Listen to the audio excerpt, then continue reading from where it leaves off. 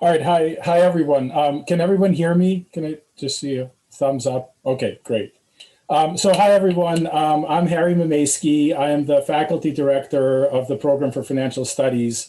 Also with us in one of the little boxes, like in our Brady Bunch screen, is Melina Dennebaum, who is our program director. There she is. So you can say hi to Melina. So one of the research areas that we have at the Program for Financial Studies is news and finance. And we've actually done a lot of work in this area over the years. And we've had conferences on an annual basis, really up until last year, where we had a conference, but unfortunately had to cancel it at the last minute because of the COVID pandemic. So today's really, really interesting talk is also in the area of news, though perhaps not so much finance, but it qualifies anyway because it's so fascinating. I actually came across this paper when I saw my National Bureau of Economic Research emails, and I thought, oh, wow, we got to get these guys to give a talk. Actually, I had no idea at the time that one of them was a faculty member at Columbia. That was totally a surprise because that's not how I heard about the paper. But anyway, he is, and so let me introduce him. Andrey Simonov is an assistant professor in the marketing division of Columbia Business School. He's also an affiliate faculty member in the Department of Economics.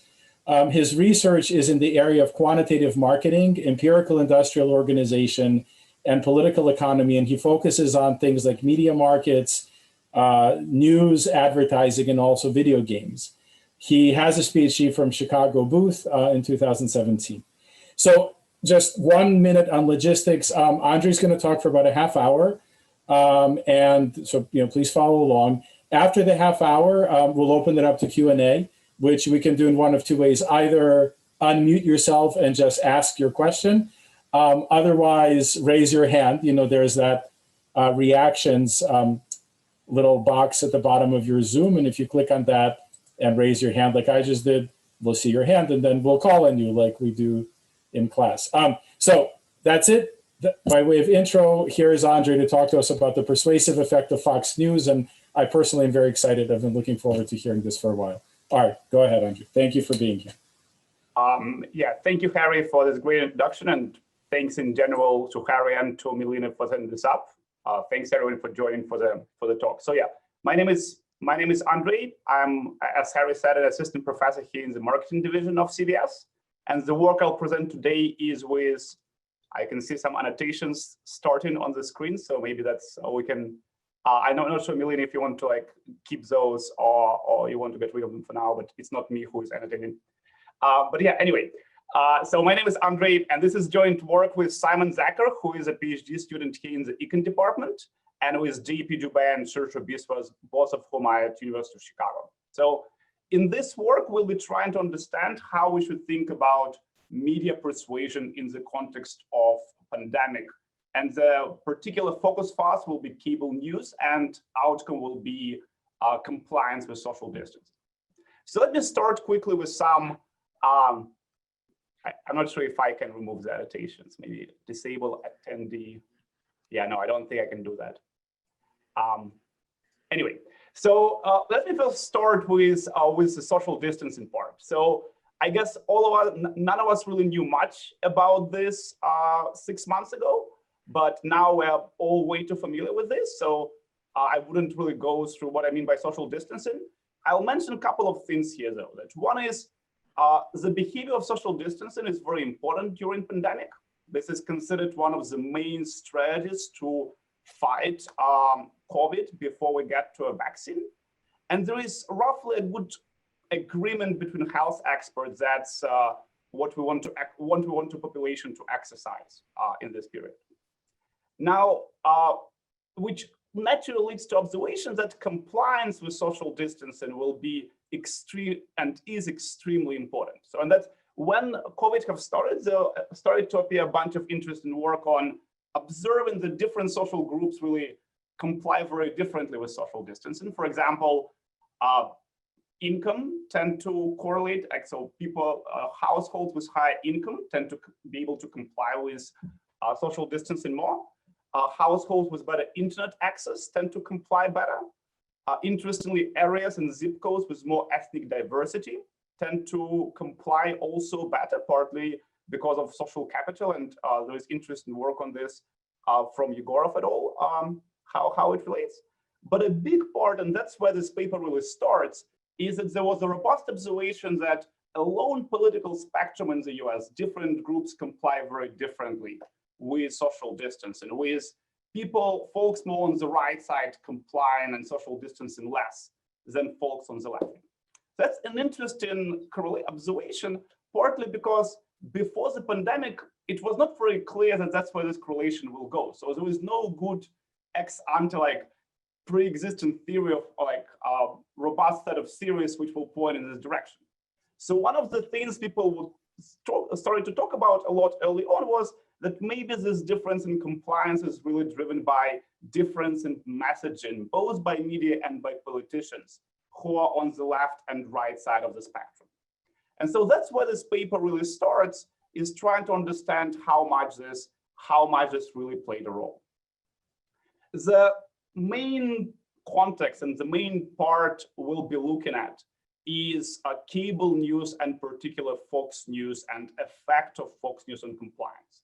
And there are several reasons for this. One is Fox News is by far the biggest cable channel and by far the biggest news channel in the US. And cable news is still the main source of news.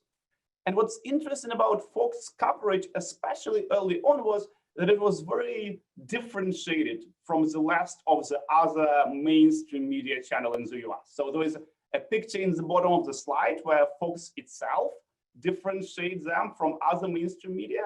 And there is a couple of examples of especially early messaging where they were saying that, well, it's not such a big kind of a dangerous thing, COVID, which was fairly different from everything else we saw in the mainstream media. This led to a brief class action against Fox, which fairly fast was dismissed based on First Amendment, but it still highlights to you that this news coverage was somewhat a big deal back at the time and also for a while. So this brings us to what this paper is trying to achieve. So in this paper, we'll try to understand, can we pin down a causal effect of additional exposure to Fox News to reduction of compliance and less social distancing, non-compliance with the recommendation of health experts. We'll think about this either as an effect of the current messaging of the channel, or potentially a long-term effect of the exposure. So we'll talk about this a bit more closer to the end. And we'll use other main cable news channels such as MSNBC and CNN as our benchmark, because those, as we said, they were not very differentiated from the rest of the mainstream media. Very quickly, why do we really care about this? I think there is two ways to think about this. One is we want to understand how media, in the very same fashion that Harris was saying, that how news play a very important role in the economy, and in this case, we want to understand how news coverage really affects behavior of people in the context of pandemic, because it both has health outcomes with potentially higher spread of the virus and economic outcomes with potentially economy being shut down for longer. But second, and I think even more broad than the pandemic itself, this is an interesting case study where media plays a role on a behavior which is very high stakes. That you want people to listen to health experts, but we know historically that media has persuasion effect. And this is a good case study to study in the environment where stakes are really high, when it's a literally life and death question sometimes, would media have an effect? And so you can think about how it implies to other contexts like this, to global warming, to other natural disasters such as hurricanes, or to vaccinations, both pre-pandemic and the next kind of vaccinations in the context of pandemic. Because if you think about this, the next big compliance thing we would want in terms of COVID is that people will comply with vaccination once we have the vaccine. So that's where kind of what we're trying to get at. Now, let me get to the main challenge in some ways. It's fairly hard to measure this causal link. So to measure that media has an incremental causal effect on compliance. And the reason is that if you look at people who are exposed to Fox News, these people might not comply with social distancing, but this behavior will be correlated with a variety of other factors, maybe the age demographics, like a variety of things. What we'll usually do in practice, a kind of a gold standard for studying causality, is to run a randomized controlled trial and experiment. But this is not feasible at all in this context. One is I cannot go back in history and run like show some people Fox News before the pandemic started.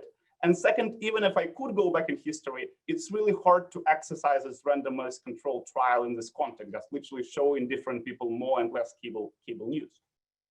So what we'll rely on in this study is what we will call a natural experiment, where we'll use an observation that in the US, there is around 3,000 local cable systems spread out across different zip codes. And it happens so that different cable systems have fairly different lineups of different channels. And historical reason for this, that back in the mid-90s, when a lot of cable system upgraded from analog to digital, and channels were entering really fast. If the channel would enter a couple of months later, the higher positions will already be occupied. So this created a lot of heterogeneity, a lot of difference in terms of which position in a cable lineup the same channel occupies, even in two neighboring zip codes, just which happen to have a different cable system. So that's where we start. And the way we want to use this is in two ways. So one is we'll show that the higher channel is in the lineup, the more viewership people get of this channel in this cable system. And then we want to link this additional incremental viewership and see if because of that, people social distance less. So think about this as a poor man's randomized controlled trial. Instead of comparing, allocating different number of Fox News to different zip codes, we'll be looking for zip codes where Fox happens to be much higher in the lineup. And because of that, people have more exposure. What helps us a lot in this case is that a couple of things. So one is positions of these channels are very persistent over time, just because it's very costly for cable system to reshuffle channel lineups.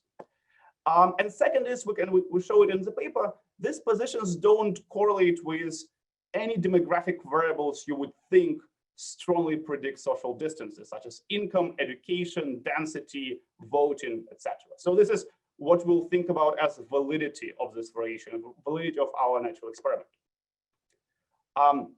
Okay, so that's what we're trying to get at. Now, let me show you two sets of data we'll be putting together for this.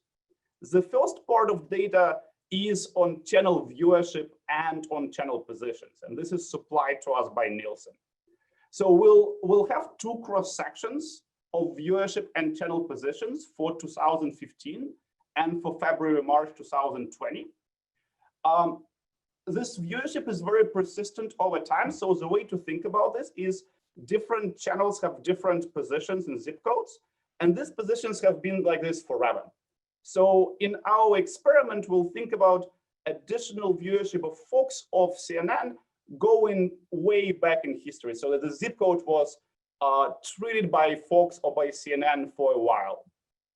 So in our data, there is 2,500 unique cable systems spanning around 30,000 zip codes.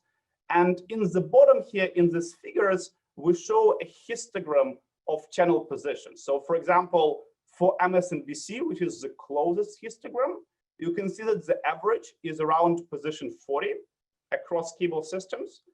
But then it really varies from close to 0 to all the way to 150. So that's the variation in channel positions we'll be exploiting, and which happens not to be correlated, not be driven by demographics, which we'll think affect social distancing. Now, taking this position and running a regression on viewership on position, we can show that one standard deviation of Fox News position, which is around 18 positions in the lineups, leads to around 1.13 extra rating points. So people watch it more if position is closer to 0, which translates to around 20 minutes a week for an average household in this zip code. So that's our first data and our first result. The second data we'll use is zip code level cell phone movement data, which will be aggregated to the daily level. And this spans from January to July of 2020. So this data is supplied by SafeGraph, and SafeGraph, I think, especially early on, did a great job providing this different movement data to a lot of teams doing work on COVID, which I think that we work with different types of data sets, and this was one of the most clean and quickly provided. So a big shout out for SafeGraph for this. So this data is extracted from 7.5 million cell phone devices. And then there is different measures of social distancing we can compute from this. So the main one we'll use is for cells in cell phones in different zip codes, we can count how many of them leave the home on a daily basis. And so this corresponds to the blue line in this plot, which goes from January to the second week of July. So you can see here that around January to early February, around 23% of cell phones steadily were at home. And then around March 1st, when I think there was a first spread, which was in Washington State, number of cell phones starting to stay at home goes up. The line here is national state of emergency announcement on March 13. And then this reaches the peak around early April, around 40% from 20%, and slowly goes down to around 30% of phones at home. So this will be our main measure of social distancing, which is in each zip code, how many phones are staying at home compared to a pre-pandemic average.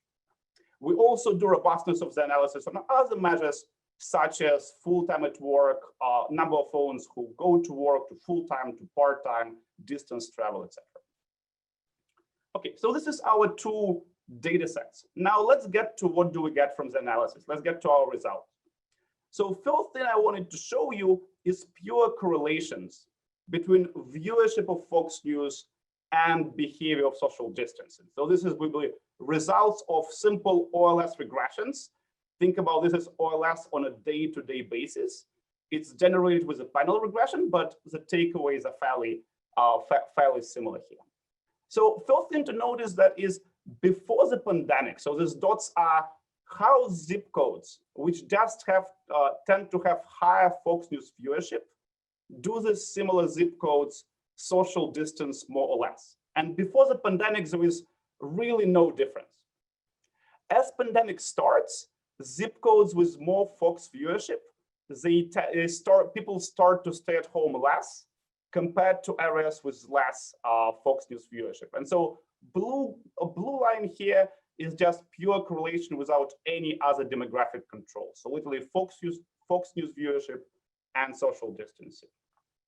The green and the gray line is that this correlation remains once we include as many other demographic control as possible as like flexible demographic trends.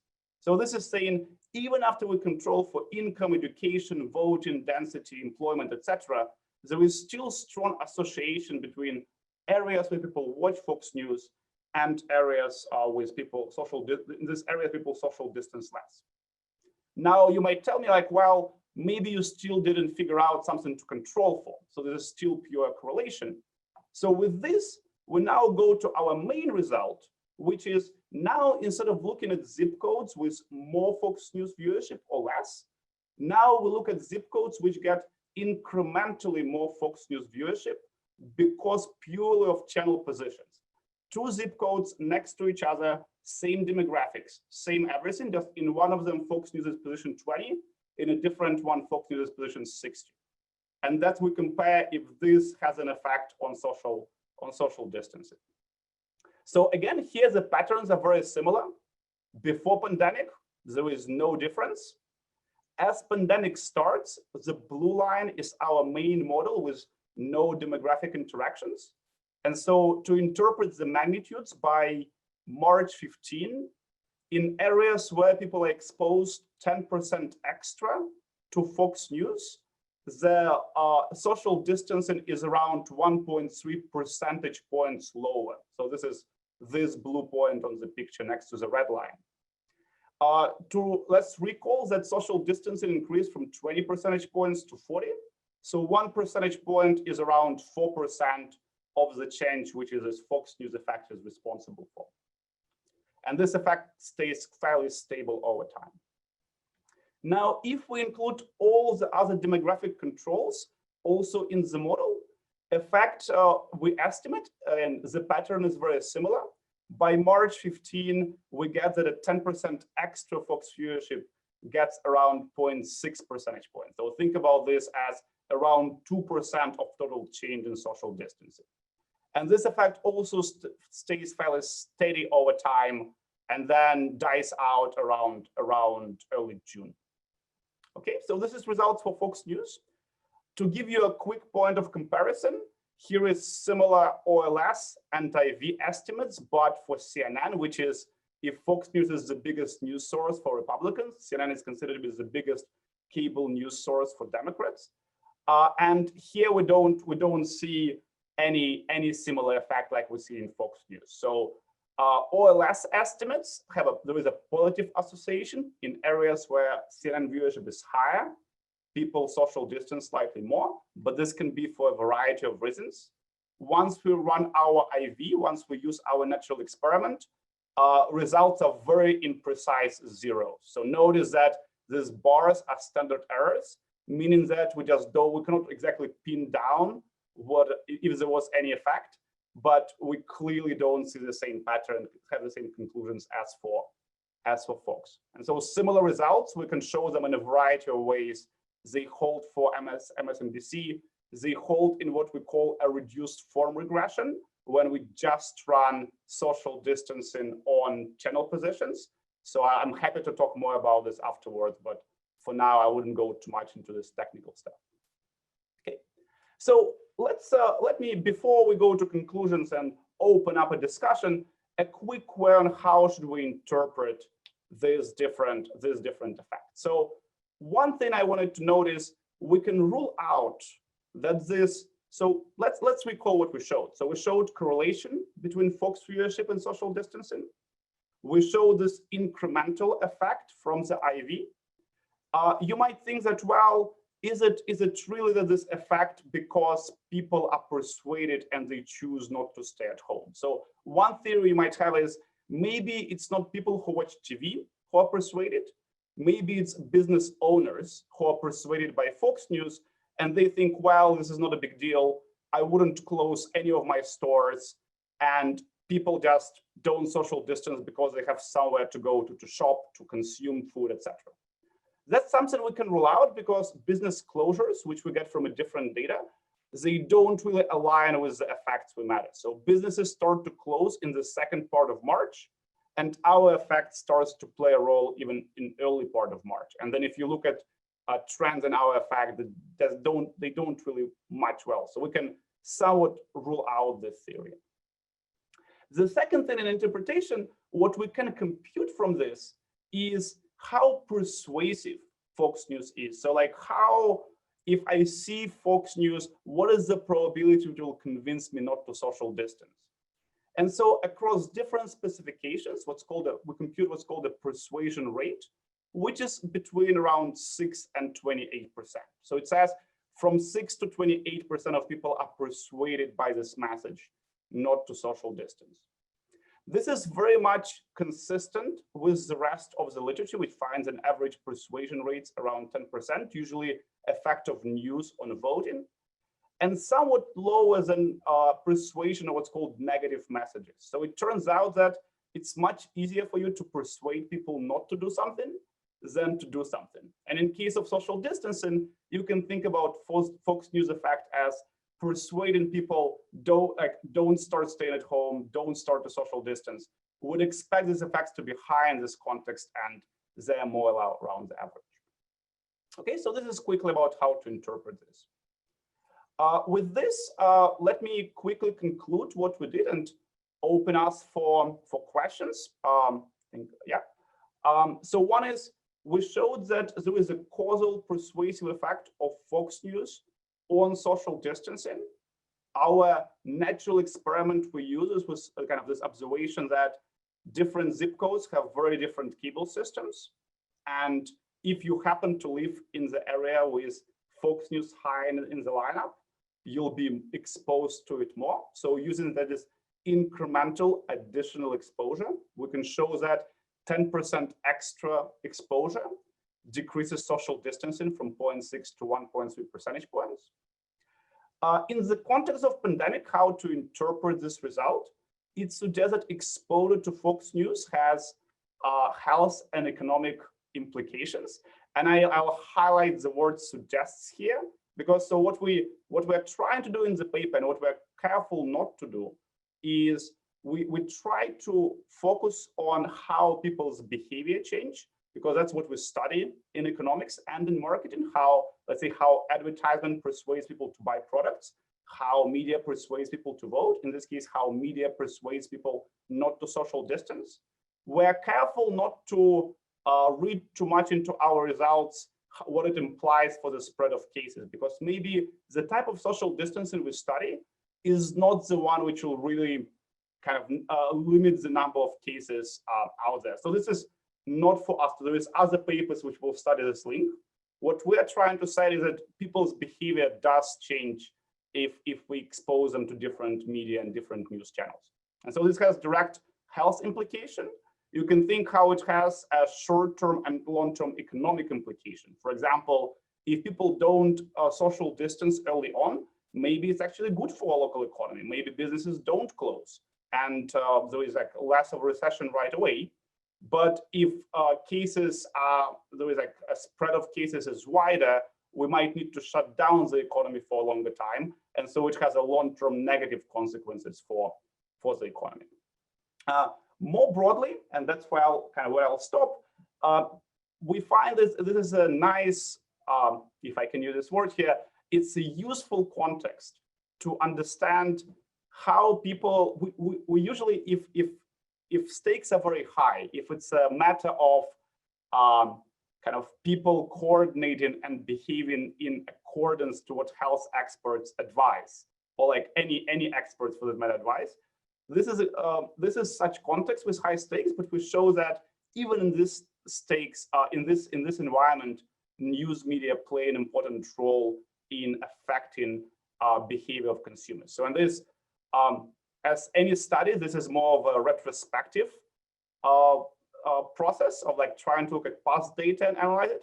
But you can think what it implies for any of similar behavior going forward. For example, if we get I think it's safe to say that once we get to a vaccine, and a question will become people complying with vaccinations. If vaccines become the same political issue, and if the messaging by media is the same as with social distancing, it's safe to assume that we'll expect the same persuasive effects as we saw in this context. I think that's where the goal of this paper was trying to give like a kind of put a broader context on how to think about this effect. All right, so it looks like I'm close to the half-an-hour benchmark, so I'll stop at this stage, and thank you all for joining so late on a weekday. If you have any questions, I'm happy to open up discussion and to answer those and talk about those. Also, I wanted to point out, so there is much more detail, so I kind of went fairly briefly through the results without going more into technical parts. So the paper, which I've put the link on the slides, will have all the technical details and some other results and robustness checks. And if you have any thoughts or questions at any stage, feel free to reach out. My email is on the slide. With that, thanks a lot and happy to answer any questions. Great. So for the question part, if you have a question, you can, several options, raise your hand, unmute yourself and ask, or you can type your question into the chat box if you don't want to ask it via voice, and then we'll try to answer it. So, so why don't we do the questions by voice first, and then we'll turn to the chat after. So Lori, go ahead, please. I see you have a question. So mine is a very quick question. Do you have a slide for MSNBC, for instance? Right. So let me go. I don't have a slide with the main result for MSNBC. And mainly the reason for this, let me go back to CNN. So for CNN, so we use it as a benchmark because it's the second biggest channel. For MSNBC, results will be also around 0, but even like with wider confidence intervals. But what's helpful to look at with Fox News, MSNBC, and CNN, what we found very helpful is to look at what I mentioned as this reduced form results. When we just look at if we run regression of social distancing directly on positions of Fox, MSNBC, and CNN. So for Fox, as you would expect, you see with areas with higher positions, like with positions closer to 0, they'll get less social distancing. So like if position is more like 100, social distancing will increase. That's the similar we saw in the slides. And for CNN, nothing, we don't see anything. For MSNBC, it's also, we don't see any patterns like this. And I like this reduced form results because they don't rely on the noisy viewership. They're much more precise and much more, I think, like sharper describe this effect. That's what I think in the paper, we don't, I'm not sure if you even include MSNBC main result because it's extremely noisy. It's very inconclusive. But this, I think, is pretty conclusive. Does that make sense? Yeah, okay, thank you. Okay. All right, so while people are coming up with questions, we have some people on the chat. So let me just read the first question that I see. So this is from JP Coolwine, hope I said that correctly. And JP is asking, might it be about correlation versus causation? People with a tendency to disbelieve and to not social distance also have a higher tendency to watch Fox, pending findability convenience. So what do you like? Yeah, how are you? This is a great question. And so this, I think that's a good moment to, it's a good moment to kind of restate this part, like why we started with this idea that getting this causal effect is very challenging. And that's kind of partly where this paper is coming from. So like in the OLS part, we show there was just pure correlation, but what I think is really the meat of the paper is this fact we could find a natural experiment. So what we rely on, again, is we don't just compare zip codes where people watch a lot of Fox News and don't watch Fox News. We look at areas where people see more Fox News only because of its channel position in the lineup. And so this is much stronger than just saying people in this area decide to watch Fox News. So they decide to watch it only because it happens in a high position. So now the caveat is to use this natural experiment, we had to go through a lot of checks to really understand how positions are determined. And so far from the measures we saw, we couldn't find any evidence there is any confounding thing like GPU described in the question. But if people have other like demographics, other things to check, we'll be more than happy to look at. But that's a great question because it's really, that's where the paper tries to add value to get at the causal effect. Okay. Thanks, Andrey. So I have another question from Peter Van Winkle. How can we be sure that in individual zip codes there are uniform demographics? So I guess the question is, if you have very disparate demographics in a given zip code, like who is doing what, like, and does that sort of make the measurement more noisy? That's a great question. So all our analysis is based, that's right, it's based on an average demographic and also average viewership and average social distance in the zip code. So I think I think you can come up with a couple of kind of counter examples where in a particular structure where only one part of demographics is like there is high variance, but mean is the same. Your results will go into one way, but in expectations. So like, I think like, I don't see a good, so the way to think about all the analysis is done on the averages. So if there is some mismeasurement within the zip code, all these measures will be affected. So this, I would think about this, usually I would think about this as what's called the measurement error. Our variables are not measured entirely precisely. And we know about measurement error that it will do what's called attenuate our effect. It will put them closer to zero. So one way to answer this question, if we think there is a lot of this kind of noisiness in our measures, we will be a bit more conservative in what we find. So the true effects will be even larger than what we find. But so I would think about this as like even more striking in some way, because what we find is already quite large effect. But that's a good question. Now, let me give you another kind of a follow-up answer to that. I think what's important to understand is the effect we measure is only based on people who are affected by the channel positions. And I think that's where this kind of difference in people within a zip code becomes much more important. So what we measure is the effect on those people who change their behavior because of Fox News position. And you might think that so our effects are strong because they come from this kind of a more susceptible, more persuadable population. People who choose to change their behavior because of channel position, they might be also more likely to choose their behavior because of what they see on TV. And that's an important way to kind of thing to keep in mind in this question. Thanks.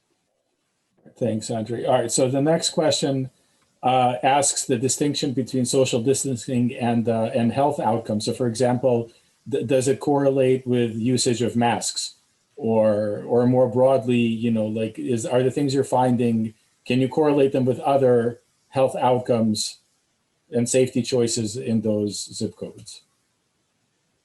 That's a great question. So when we started this paper started back in early April, like after we saw this initial, like late March, I guess, more after the circulations. We tried to get good data on sales of masks, on sales of different treatments against flu, on also like there was like all the hoarding which was happening, such as like toilet paper, and then like any kind of products which people like hoarding as an anticipation of severity of the pandemic. The problem is that the data we could find, it was much less granular than the data we got from cell phones. Because in cell phones, we have like 30,000 zip codes and 7.5 million people who observe behavior day by day. In a typical sales data, like you have a sales panel of masks, usually it's more like so I think we went to Odyssey data, I think it's called Odyssey. We tried to pin Nielsen to get more like recent home scan data. It becomes more of a matter of we have like 1,000 zip codes, and this matters become a bit too noisy. So this is a great question. We would love if there is a way to get data on sales of masks on every zip code on a day by day or like week by week level. This will be an amazing follow-up. We just couldn't find this data. Great, thank you. So if anyone has more questions, please ask. You can type into chat or just raise your hand. I have one more question coming from Marco Guttini, who says, you know, using cell phone movement as a metric measures whether people stay at home versus leave the house. So it's kind of an approximation to social distancing, but do you have other data that actually allows you to measure distance, and how confident are you that this measure is indeed measuring what you want it to measure? That's a great question. So that's we've been going back and forth about the exact matter. So one is we use this percent of people who stay at home, but in the paper we do other analysis on this percent of people who go to full-time work, which is defined, you don't stay at home, you go to the same location and stay there for 8 hours. People who go to part-time work, meaning you go to the same location and stay there for like from 4 to 6 hours, I think. So we try to run some robustness with different methods. So the reason we chose just stay at home, because it seemed like the most clean outcome out of all. Like we don't need to. So if you think about distance traveled, you'll think about looking at median person, looking at average person, or looking at like entropy or the variance of people. So there's like a lot of different ways you can define it. Stay at home was the most, like it's a binary metric, you stay or you don't stay. The interesting extension, which will be nice to do, is to try to use cell phone data and see people who don't stay at home. Do they try to time the moments they leave home in a strategic way, in ways of social distance? For example, maybe I don't stay at home, but I start going to a park at like 1 a.m. or like midnight when there'll be no one around me, and that's the time I'll go for a walk. You can try to have other metrics, and it goes more kind of into all this game theory type of exercise, where you think about how people coordinate and how they play a game. I'll try to avoid others, but if everyone will avoid others, we'll all go at the same time. So you can make it much more complex. That's the metric we used was the first one. We thought it was the simplest one, and that's why we stick with this one. I think another nice thing about this question is if the reason we never initially kind of tried to keep this safe and not to get into how social distancing affects cases, because especially early on in the pandemic, the data on case spread was very noisy because cases have started across different locations at different times. And it just was, it seemed like we'll have to take a very strong assumptions to make any progress there. If we'll decide to push the paper towards establishing this link, the type of social distancing we see people do will become much more important, because maybe the fact you stay at home actually doesn't affect cases, but the fact you go to a bar or to a pub or to like restaurant, that's a more important behavior from the impact on pandemic type of metric. Good question. Thank you. Okay, so we have one comment, not a question, thanking you for the talk and for doing Q&A. So you have a fan out there. So here's a question from, hold on, it's Carly Bloom, who actually has now been reading the paper. It says, so quoting from your paper, says, our findings are strongest in markets with the highest Democratic Party vote shares during 2016 election, suggesting that viewers, hold on, it's called, suggesting that viewers in strong Democratic markets are most likely to be persuaded. Why do you think this is? Like, what the correlation between demographic votes and the persuasion? What do you think? That's actually, one is, it's amazing people are looking at the paper. That's like, it's very kind of, that's great. I'm happy to, this is a great question. This is something I didn't mention in the talk. So like, let me first give a quick background why we're going into this. One of the ways, the thing we cannot really establish really well in the paper is why the persuasive effect we see happens. One is, there is two ways you can think about this. It can be the effect of the current messaging of folks. That's because I go to folks, I see Sean Hannity telling me like, oh, it's fine, and that's the message which persuades me. Or it can be the history of 4 years where I'm hearing on the channel saying, this is hoax, don't believe to the mainstream media, they're like, it's a propaganda. And this is more like a long-term, it's not the current messaging so much, it's the long-term effect of trust. And when we saw that result is kind of, it starts and it stays steady. I think if anything, data suggests it's not the particular message in a particular week, which really persuades people. It's some form of more like a long-term accumulated effect of exposure to folks in general. Because recall, our positions don't only shift viewership right now, it shifts viewership for the last 15 years. That's kind of one thing we consider. It's probably more a long-term effect. Now, the next natural question which comes up is if it's a long-term effect, is it that Fox News makes people trust expert less? Or is it that Fox News makes people more Republican, and Republicans get another source where I get the news where they don't trust experts and they don't social distance? So maybe the causal link is that Fox makes people more polarized, and because of that, people don't social distance. And so in this result, which we discussed now, that we basically, what we do is we try to see if it's a direct effect or if it's the effect on more polarization. And what we find is the areas which are most affected by Fox News is areas where there is more Democrats than Republicans. In other words, we don't think it works for polarization. It's more of a direct effect. The reason why this is that you can think that people in the Republican areas, they'll watch Fox News if it's high or low in the channel system. It doesn't really matter as much. And people kind of in areas where the initial exposure of Fox was lower, that's where we see a stronger effect. Actually, that's something also we were still working on and still checking, but that's what we got so far. It's a good question. Thanks a lot. All right, so next question is, let's assume, and by the way, another comment asks whether we can assume this safely, but is it safe to assume that Fox viewers have lower levels of education and income, and perhaps it's only lower in one and not in the other? And would that by itself, more than channel number location, drive the decision to social distance because some people have to work as opposed to not having the choice?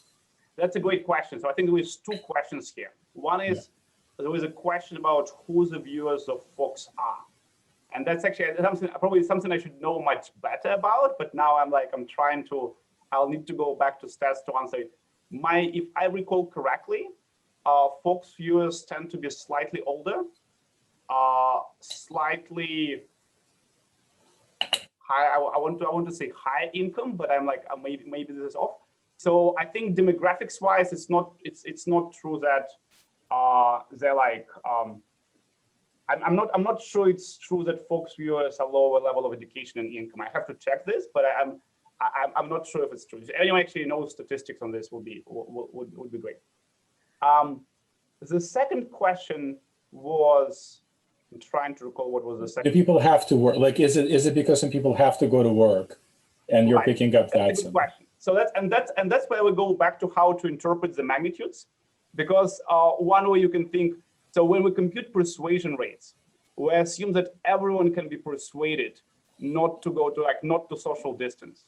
And it's true that some people just have their essential workers who will have to go to work no matter what. So this tells me that, again, if anything, we underestimate the degree of our effect, because we think that everyone is persuadable potentially. But you might think, well, some part of people will be never persuaded. They always need to leave the apartment. So if anything, again, the effect will be stronger than what we find. That's a good point. So someone is asking, suggesting, I guess, another kind of an event study, like a natural experiment around Black Lives Matter protests. So there's a question like, do you see any interaction between that and the attention it gets, and how and social distancing or non-compliance among, for example, CNN viewers who might then go to Black Lives Matter protests, whereas the Fox people are staying at home. So do you see a spike in? Yeah. That's a great question. We didn't look as much into this, and the reason is we didn't find this result. So again, we call this paper started from this kind of established result from other literature that people on the right tend to social distance less, and a speculation it's because of Fox News. That's what we're trying to prove or disprove. And either way we would find it, we actually will be quite happy. We'll just, all we want to do is like, if we'll find null effects, will be great. That actually will make me feel much better about media in the US and persuasion. If we find, we confirm this, well, that it is what it is. It's a great question. So the theory here is, if people like CNN has disproportional more coverage of BLM protests, and CNN persuades people, or maybe like you can think maybe it informs them also about the existence of this process, or persuades them this issue is very important, and people will go more often. This is something we didn't look at because it was not our question, and we didn't kind of start from this. But I wouldn't, if my prior, I wouldn't be surprised if there is persuasive effects. Is it persuasive in terms of people being more involved, attached to the issue, or just informational effect that I find out about a protest? If I watch CNN, I don't really find out if I watch other channels. That's a good question. That's interesting. So here's a really interesting question also. What about the shows people watched on Fox? Like, is it just watching Fox, or does it matter what show on Fox they were watching? That's a great question. So that goes back to like where our natural experiment is coming from. It's like all we have is a channel positions affect your long-term historical viewership. So we cannot pin down, is it like you watch more Sean Hannity or Tucker Carlson or something else, or like Ingram, or like there is a variety of other things. So we cannot really say like how different messaging and how different particular programs affect. What I'll say about this though, there was a nice paper which came out roughly at the same time as ours by Leo Burstein and others from Chicago and Harvard. And they did a related but different exercise. They looked at the empirical observation was that two programs which are very buy-in Fox programming, Tucker Carlson and Sean Hannity, had very different early coverage of the pandemic, with Tucker Carlson being much more closer to mainstream media than Sean Hannity. And so I don't want to kind of comment on their paper in the talk, and it's like I encourage people to go to that paper. mainly because I just don't want to misrepresent or like but I think that's the paper which gets exactly at this question. So they in their papers, they do find that this kind of messaging of program played a big role. And I think that's kind of a paper which more directed and more finds the effect of the current message and not the exposure to a channel in general. That's a good point. There's a question from Gail O'Neill saying, is there more direct correlation between phones, staying at home measure and the concentration of white collar workers who are allowed to stay at home? So that's a good question. So that's something we didn't check, and that's something we can and should check. I think that's the data we have. But I think an important question is if there is a correlation between the Fox position and this measure. And so that's something again we didn't check, but Fox News position didn't correlate with share of white collar workers in general and labor participation. So that's another measure we should check as well. See, Andrey, can I ask you a question? Like when Fox was making the initial decisions of which market to go into, like, do you have a sense of how they made those decisions? Like, is there some kind of origin effect here that they decided to go into markets that are susceptible to their messaging? Right. So I think that's the short answer. So there is two parts to this. One is, and there is two papers like which are already in the literature looking at this. So one is the question is which markets have Fox News entered in earlier than later. And I think that's where this kind of worry is very pronounced, that like Fox might strategically decide to go to markets which more Fox view kind of more Republican voters, because they were planning to kind of differentiate more on the Republican side. In terms of channel position, the result, which is nice, I think, is that if you look at position of Fox News across cable system, they ended like back in the 95, 96. It doesn't correlate with vote shares of Republicans in 92 and 96. So at least there is no evidence that Fox News happened to be in higher positions in the areas which historically used to be more Republican. There is a paper by Martin Yurukoglu which measures the persuasive effect of Fox on voting. So they show an effect on voting that once Fox entered, the areas where they happened to be in higher positions, those areas started to vote more Republican. So this kind of additional persuasive effect on voting. And that's because Fox News positions haven't changed for the last 20 years as often. So they're very persistent over time. That's in the data. So that's part of the areas where Fox News is higher will have this accumulated higher viewership. But initially they didn't enter because of this. Make sense? Yeah, that's interesting. So another question is around ads, and the question asks, is it possible that Fox has ads targeting the lower income population? Maybe a follow-on to that is it possible the persuasive effect comes from ads as opposed to from the content of the Fox News shows themselves? That's a great question. Yes, the short answer is absolutely. I don't know. I think I guess the question is about the type of ads, political ads, which came in late, like mainly for the election, and that like the Republican Party is doing well for the pandemic, etc. I don't know the data if there was a lot of these ads early on. So like back in like March or February, and I don't think in February we saw any ads which links like social distancing and how Republican Party have handled it. Maybe in March there is already appeared. So our effects measure is back for like March and April, and partly like May, June.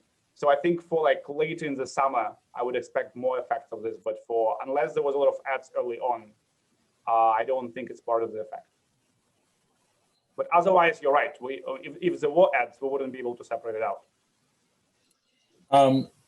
So another question is, instead of using channel location as a proxy for, how highly placed the channel is in a given market for Fox, have you considered using data from the cable providers, if that data exists, to examine total time of viewership and/or specific shows?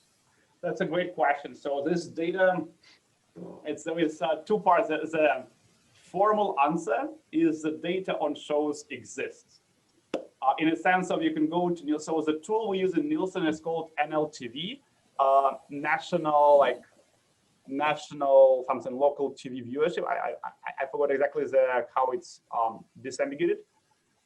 So and this data tracks around 60,000 panelists across the US, across different zip codes, or I think even more than that. And so they have a fairly robust measure on the DMA level, which is like a bigger market. So it's 200 of them in the US. If you want data more from zip code or from local cable systems, that becomes more noisy because you get fewer and fewer panelists. So the data we use is viewership for long periods of time, for like a monthly viewership, a weekly, like week by week viewership, which we then aggregate. And that's where the noise is canceled out in some way. That's where measures become more reliable. In principle, we can get data from them on the show level, but when we tried, we found that just this data is, I don't want to use the word garbage, but it's very noisy. It's just very few panelists for whom they compute a particular show viewership. And you get, so the picture which I showed you for MSNBC and the more noisy for CNN and the more noisy for MSNBC, you'll get even more noise in the data. So it's just really hard to use that. That said, if there exists a data provider who tracks program level viewership across the US on a big set of households, for research, it will be an amazing data opportunity. And I also think that as a kind of being a marketing professor at CBS, I think for business purposes, this will also be an amazing opportunity because a lot of this market research measurements are not very reliable exactly for the reason that data is just, we need to pull data across a lot of programs, a lot of people to get anything like not very noisy. So if anyone knows the source and wants kind of to, is kind enough to share that, or when like someone is working on setting this up, I'll be more than happy to chat about this. Okay, well, we'll give one more opportunity if you have one more question. Okay, so here we have one. So let's make this the last question because we're running out of time. So are viewers aware of the link between viewership and channel position? If so, are they using channel position as a proxy for channel quality? Then is some of the Fox effect driven by self-selection by people concerned with news quality? Do they interpret positioning to be correlated with news quality? Is some of the Fox effect driven by self-selection? This is a great question. So this is the way I motivate it. And so the short answer to this question is yes. And this goes to like how I motivate it, why channel position gives people more viewership. I said about kind of like search story, where people start to scroll from top to bottom and just like run into Fox views and stop. Another mechanism you can think about, maybe I infer the quality of the channels, the higher it is, the higher quality, and I'll just keep watching it more, or when I watch it, I'll be like, I will think it's more persuasive. Yeah, so I completely agree with this. For our purposes, the implication will be the same. Because of higher position, people watch more. Because people watch more, they don't social distance. But that's a very inside kind of detailed pointed question. That's very good. All right. Well, Andrey, from the PFS and from all of us who listened, thank you very much. I personally thought it was terrific, very, very interesting. I learned a lot. Hopefully other people did as well. So thank you very much for doing this and for spending your Tuesday evening here with us. My pleasure, and thanks for organizing, and thanks to everyone for joining and for great questions. This was a pleasure. Thanks a lot.